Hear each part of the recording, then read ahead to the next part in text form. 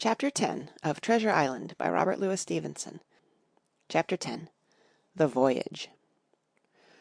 All that night we were in a great bustle getting things stowed in their place, and boatfuls of the squire's friends, Mr. Blandly and the like, coming off to wish him a good voyage and a safe return.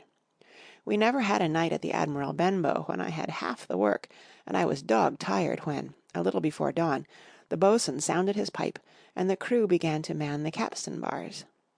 I might have been twice as weary, yet I would not have left the deck, all was so new and interesting to me.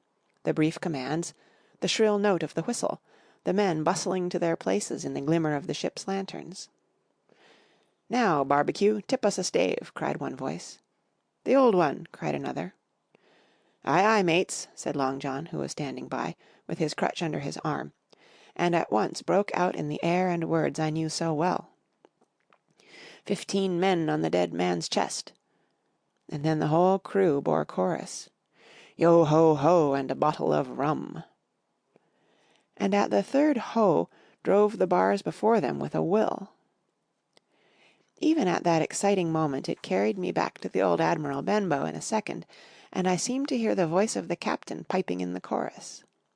But soon the anchor was short up, soon it was hanging dripping at the bows, soon the sails began to draw, and the land and shipping to flit by on either side, and before I could lie down to snatch an hour of slumber, the Hispaniola had begun her voyage to the Isle of Treasure.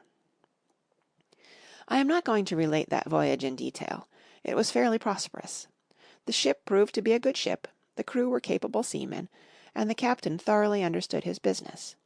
But before we came the length of Treasure Island, 2 or 3 things had happened which require to be known. Mr. Arrow, first of all, turned out even worse than the captain had feared. He had no command among the men, and people did what they pleased with him. But that was by no means the worst of it, for after a day or 2 at sea he began to appear on deck with hazy eye, red cheeks, stuttering tongue, and other marks of drunkenness. Time after time he was ordered below in disgrace. Sometimes he fell and cut himself. Sometimes he lay all day long in his little bunk at one side of the companion. Sometimes for a day or 2 he would be almost sober, and attend to his work at least passably. In the meantime we could never make out where he got the drink. That was the ship's mystery. Watch him as we pleased, we could do nothing to solve it, and when we asked him to his face he would only laugh, if he were drunk, and if he were sober, deny solemnly that he ever tasted anything but water. He was not only useless as an officer and a bad influence amongst the men, but it was plain that at this rate he must soon kill himself outright, so nobody was much surprised, nor very sorry, when, one dark night, with a head sea, he disappeared entirely, and was seen no more. "Overboard," said the captain. "Well, gentlemen, that saves the trouble of putting him in irons." But there we were, without a mate, and it was necessary, of course, to advance one of the men. The boatswain, Job Anderson, was the likeliest man aboard, and though he kept his old title he served in a way as mate. Mr. Trelawney had followed the sea, and his knowledge made him very useful, for he often took a watch himself in easy weather. And the coxswain, Israel Hands, was a careful, wily, old, experienced seaman, who could be trusted at a pinch with almost anything. He was a great confidant of Long John Silver, and so the mention of his name leads me on to speak of our ship's cook, Barbecue, as the men called him. Aboard ship he carried his crutch by a lanyard round his neck, to have both hands as free as possible. It was something to see him wedge the foot of the crutch against a bulkhead, and, propped against it, yielding to every movement of the ship, get on with his cooking, like some one safe ashore. Still more strange was it to see him in the heaviest of weather cross the deck. He had a line or 2 rigged up to help him across the widest spaces, Long John's earrings they were called, and he would hand himself from one place to another, now using the crutch, now trailing it alongside by the lanyard, as quickly as another man could walk. Yet some of the men who had sailed with him before expressed their pity to see him so reduced. "He's no common man, Barbecue," said the coxswain to me. "He had good schooling in his young days, and can speak like a book when so minded, and brave, a lion's nothing alongside of Long John. I seen him grapple 4 and knock their heads together, him unarmed."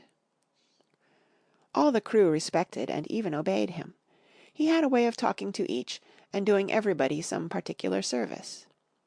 To me he was unweariedly kind, and always glad to see me in the galley, which he kept as clean as a new pin, the dishes hanging up burnished, and his parrot in a cage in one corner. "Come away, Hawkins," he would say. "Come and have a yarn with John. Nobody more welcome than yourself, my son. Sit you down and hear the news. Here's Cap'n Flint." I calls my parrot Cap'n Flint, after the famous buccaneer. "Here's Cap'n Flint predicting success to our voyage. Wasn't you, Cap'n?" And the parrot would say, with great rapidity, "Pieces of 8, pieces of 8, pieces of 8," till you wondered that it was not out of breath, or till John threw his handkerchief over the cage. "Now that bird," he would say, "is maybe 200 years old, Hawkins. They lives forever mostly, and if anybody's seen more wickedness it must be the devil himself. She's sailed with England, the great Cap'n England, the pirate. She's been at Madagascar, and at Malabar, and Surinam, and Providence, and Portobello. She was at the fishing up of the wrecked plate ships. It's there she learned pieces of 8, and little wonder. 350,000 of 'em, Hawkins. She was at the boarding of the Viceroy of the Indies out of Goa, she was, and to look at her you would think she was a babby. But you smelt powder, didn't you, Cap'n?" "Stand by for to go about," the parrot would scream. "Ah, she's a handsome craft, she is," the cook would say, and give her sugar from his pocket, and then the bird would peck at the bars, and swear straight on, passing belief for wickedness. "There," John would add, "you can't touch pitch and not be mucked, lad. Here's this poor old innocent bird o' mine swearing blue fire, and none the wiser, you may lay to that. She would swear the same, in a manner of speaking, before Chaplain." And John would touch his forelock with a solemn way he had, that made me think he was the best of men. In the meantime the Squire and Captain Smollett were still on pretty distant terms with one another.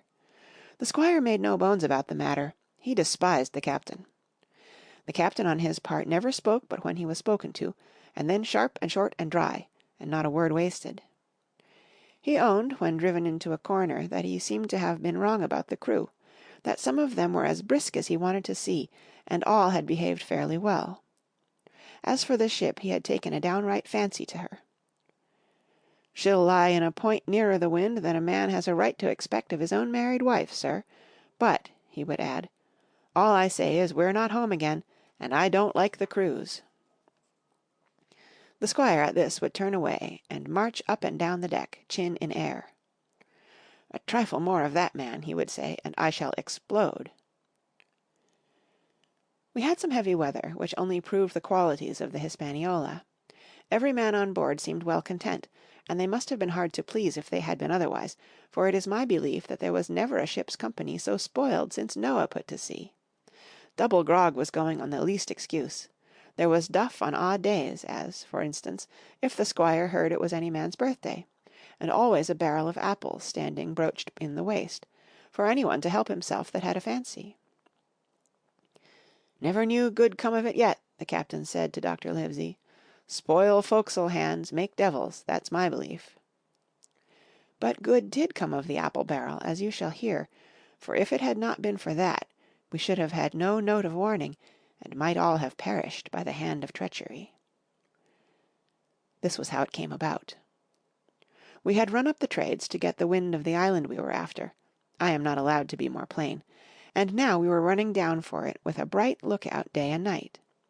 It was about the last day of our outward voyage, by the largest computation.